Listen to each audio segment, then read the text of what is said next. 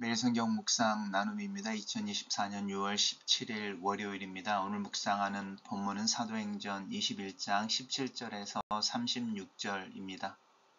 오늘의 본문을 읽겠습니다.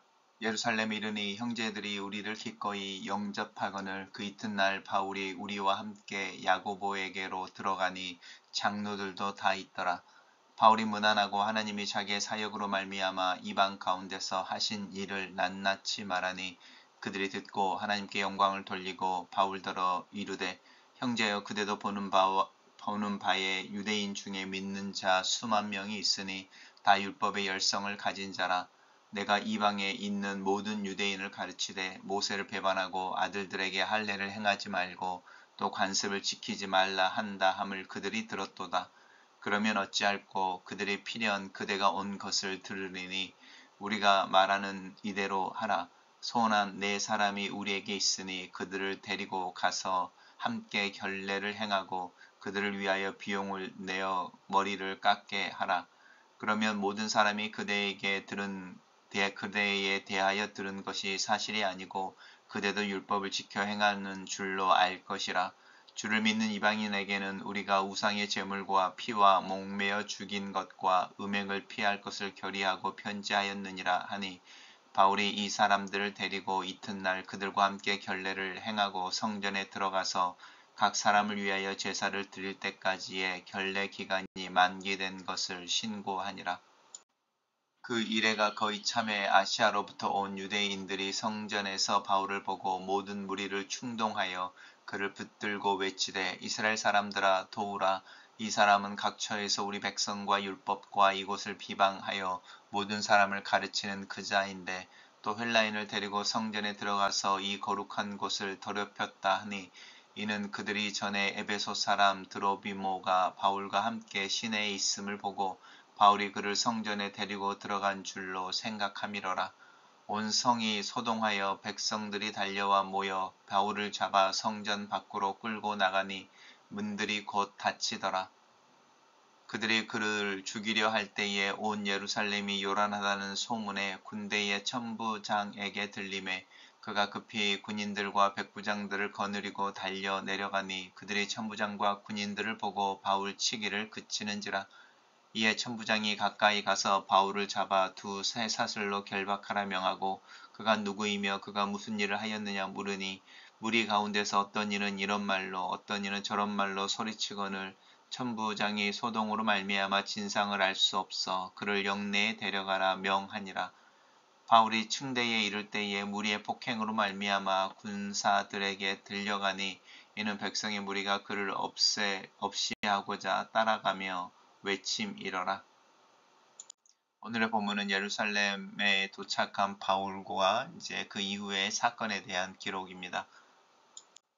바울이 드디어 예루살렘에 도착했습니다. 예루살렘 교회의 형제들이 그들을 영접합니다. 우리라고 하는 1인칭 복수가 나타나는 것은 도마, 이제 우리가 신라로 알려져 있는데 도마도 이 일행에 있었음을 의미합니다. 그러니까 최소한 우리가 알고 있는 이름의 바울과 이 누가 신라와 그리고 이제 디모데가 이 동행하고 있는 것을 우리 알 수 있죠. 그 다음날 바울이 이제 야고보에게 들어갑니다. 그리고 거기서 예루살렘의 장로들을 만나고 이제 바울은 하나님께서 자기의 사역으로 말미암아 이방인 가운데서 하신 일을 낱낱이 이제 고하고 그 말을 들은 예루살렘 교회의 리더들이 바울과 함께 하나님께 영광을 돌립니다. 그리고 이제 바울에게 제안을 하나를 하는 거죠. 이제 바울에 대해서 오해되는 일이 있다라는 거죠. 유대인 중에 믿는 사람이 수만 명이 있다. 이것은 이제 유대인 그리스도인을 의미하는 거죠. 근데 유대인 그리스도인들 중에 바울의 이방인 사역에 대해서 불신을 하는 사람들이 많이 있다. 왜냐하면 바울이 이제 모세를 배반하고 할례를 행하지 않게 하고 또 유대인의 관습을 지키지 말라고 한다는 것을 그들이 듣고 바울에 대해서 이제 어떤 분노라든지 정죄하는 어떤 분위기가 있는 것에 대해서 이제 그 예루살렘의 유대 교회의 지도자들이 이제 바울에게 자신들의 걱정을 나누는 거죠.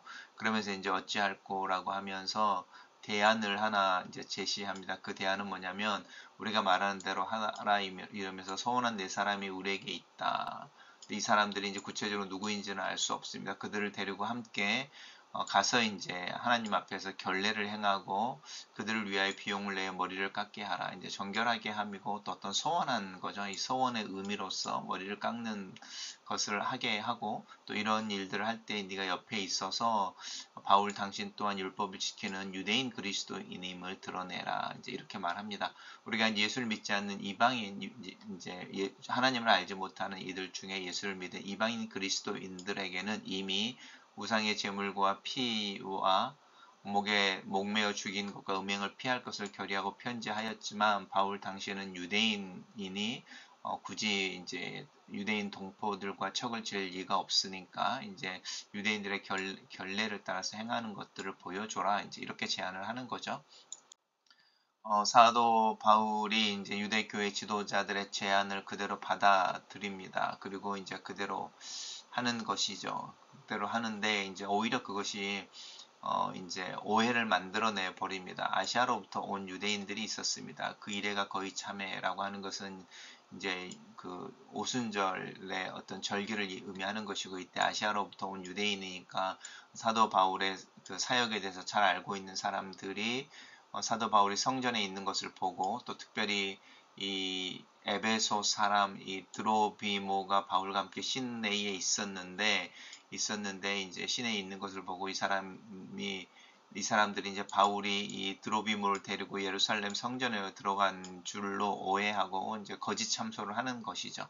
거짓 참소를 하니까 이제 소위 거룩한 유대인들이라고 하는 사람들이 백성들이 달려와서 바울을 잡아서 성전 밖으로 끌어가고 이제 예루살렘에 있는 문들이 닫히는 거죠. 왜냐하면 소요가 일어났다 이런 뜻이기도 합니다.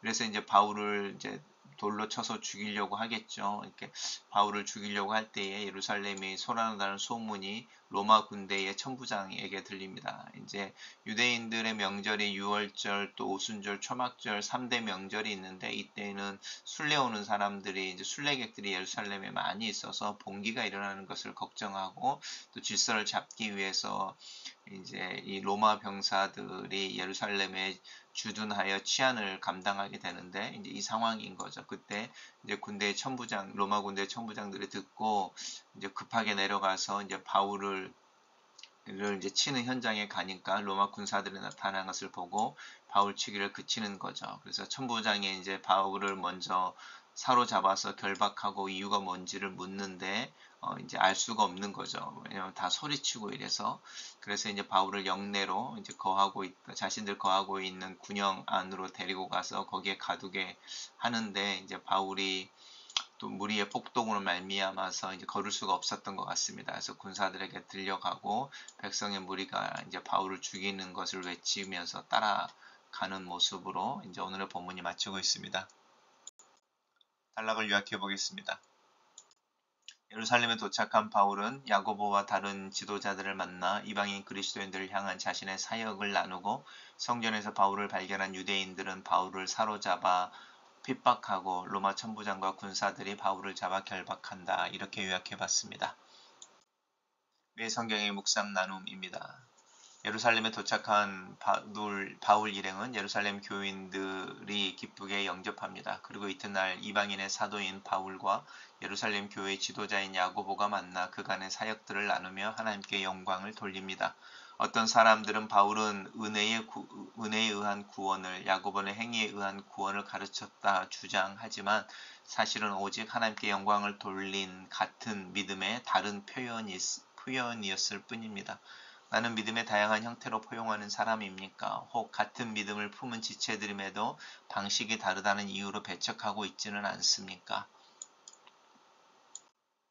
야고보는 예루살렘에 도착한 바울이 겪을 위험을 예견합니다. 율법의 열심을 품은 유대인들이 할례와 율법보다 복음을 강조한 바울에 대해 강한 반감을 가지고 있고 그것을 표할 것을 알고 있기 때문입니다. 그래서 야고보는 바울에게 나실인으로 서원한 네 사람과 함께 성결 예식을 치르기를 제안하면서 이를 통해 유대인들의 반감을 없애려고 합니다. 바울에게는 율법의 행위가 구원의 조건이 아니라는 신념이 있지만 복음을 훼손하지 않는 상황이었기에 복음의 진전을 위해 야고보의 제안을 받아들입니다. 복음의 사람은 신념을 지키는 일과 고집 부리는 일 사이에 혼돈하지 않습니다. 신념을 지키되 유연함이 있습니다. 유대인들은 7일간의 성결 예식을 마치기 위하여 성전에 들른 바울을 발견합니다. 바울이 일전에 에베소 사람 드로비모와 함께 있던 모습을 떠올리고 이방인의 출입이 금지된 성전의 안뜰까지 데리고 들어간 것으로 오해하고 바울을 몰아세웁니다. 유대인들의 기울어진 시각은 사실마저 왜곡할 정도입니다. 사정과 사연을 헤아리기보다 내 편견과 선입견으로 판단하고 단정 짓기에 급급하지 않도록 주의합시다. 예상치 못하게 천부장이 나타나 바울을 돕습니다. 동포를 위해 예루살렘에 온 바울을 위기에서 구원해 준 것은 유대인이 아니라 이방인들이었습니다. 복음을 위하는 삶에는 항상 위기가 도사리고 있지만 전혀 예상하지 못한 하나님의 은혜도 항상 함께 있습니다. 글로 쓰는 기도입니다. 살아계신 하나님, 예수 그리스도의 복음을 따라 살며 그 복음을 전하는 삶을 위해 기도합니다. 바울의 사역 속에서 역사하시는 성령의 일하심이 내 삶과 사역, 이루는 교회에서도 나타나기를 기도합니다. 내 믿음 속에 타인에 대한 수용과 관용이 깊어지게 하시고 믿음의 다양한 형태를 포용하는 믿음의 실천을 할 수 있도록 도와주시옵소서. 믿음의 삶을 사는 과정 속에서 주변의 상황과 평가를 지나치게 의식하지 않게 도와주시고 주님을 신뢰함으로 믿음으로 하루하루를 살게 도와주시옵소서. 예수님 이름으로 기도합니다. 아멘.